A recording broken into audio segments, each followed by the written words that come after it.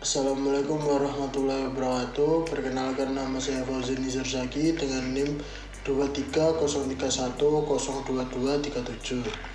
Saya di sini akan menjelaskan tentang soal UAS akuntansi. Yang pertama, pengertian akuntansi. Pengertian akuntansi adalah sistem atau proses mencatat, mengelompokkan, meringkas, menganalisis, dan menyajikan informasi keuangan suatu entitas. Yang kedua, perbedaan antara akuntansi dan pembukuan yang dapat diringkas sebagai berikut. Definisi akuntansi: sistem informasi yang mencakup pengukuran, pengklarifikasian, dan pelaporan keuangan. Pembukuan: pencatatan transaksi keuangan secara rinci dan kronologis. Kedua, catatan.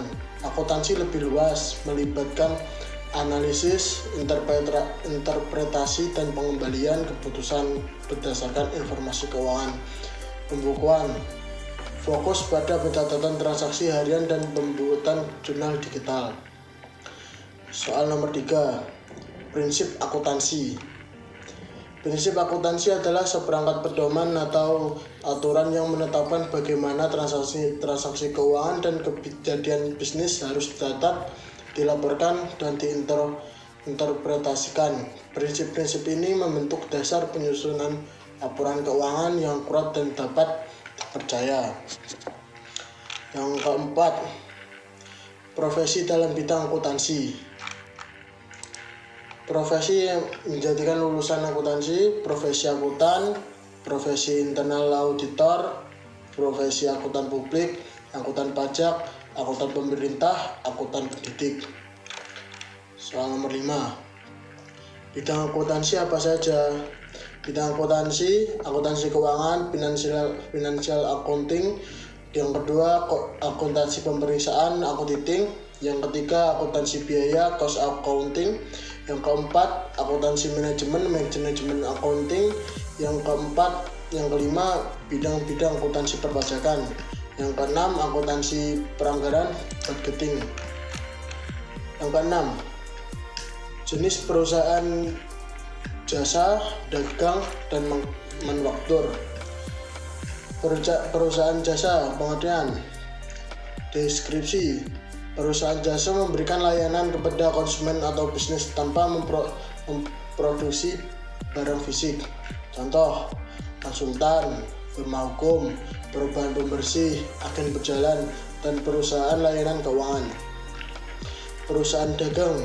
Deskripsi: perusahaan dagang terlibat dalam pembelian dan penjualan barang tanpa mengubah bentuk fisiknya.